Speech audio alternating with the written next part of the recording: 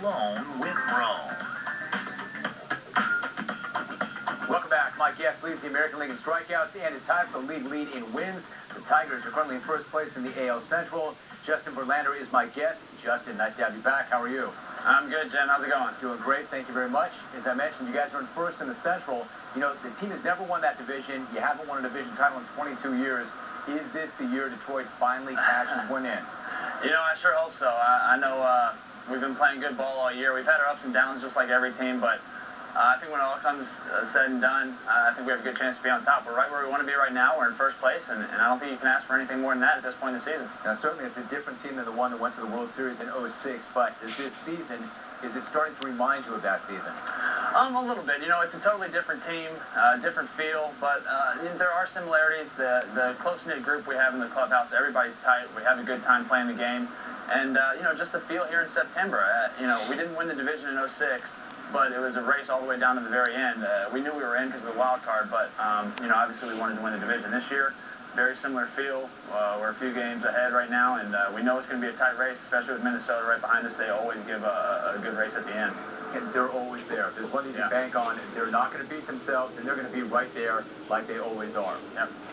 As always, man. They're a tough team, especially playing in that dome. They're built for that place, and they know how to win there. Justin, you know, you look at the way your career started. You accomplished incredible things right out of the box, had a bit of a struggle last year, and then bounced back with a huge year this year. What's been the big difference for you personally this year? You know, really for me personally, the first thing was getting my stuff back. I felt like last year I didn't really have my good stuff. So this spring training, that was the main focus. I kind of went back to the basics, did a lot of long toss, and I felt like I got my arm angle a little bit lower than it had been last year, and I think that made everything just kind of click into place, and my fastball got better life, my breaking ball got sharper, everything got better. After the first 4 starts of the season, things weren't going the way I wanted, so I really had to sit down with myself and said, well, what's changed? And the only thing I could come up with was my mentality on the mound, on game days, what be it, and I decided to change that. I got a little bit more aggressive. I decided when I woke up in the morning I was going to have this mentality all day of, you know, really, I hate the other team, and that's just the way I felt about it. I needed to change something to go out there and give myself the best chance to win, and ever since then, things have been going pretty well, so stick with what works. You know, it's funny, you didn't go to your pitching coach, you didn't go to your manager, you didn't go to a mentor, you went to yourself. You had to sit down with yourself. Yeah, exactly, you know, and I think that's all you need to do. I don't want to say I became complacent, but for 2 years, my first 2 years in the league, things came pretty easy. I just kind of went out there and threw, and things worked out well, so it's easy for me to say, well, this is an easy game. It's not, and I know that.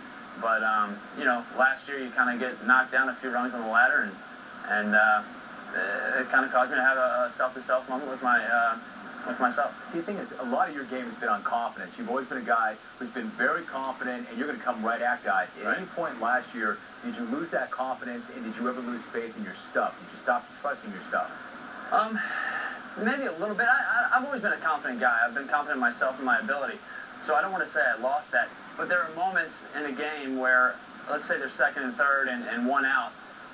And instead of having that, I'm going to strike this guy out, no doubt about it, or I'm going to get this pop-up in the infield, or whatever it may be, it was kind of a little bit of a doubt would creep in and, okay, let's try and get this guy. And that's the wrong approach to have. You got to just stay aggressive and trust your stuff, and I think that's what I've been able to do so well this year. Let's say, make a mechanical adjustment, you change your attitude, and all of a sudden you're right back to where you were. And now, I mean, you've done some great things already. You've been in an All-Star game, you've been in the World Series, you pitched a no-hitter, but you've got to look at a Cy Young Award. How much would that mean to you at this point of your career?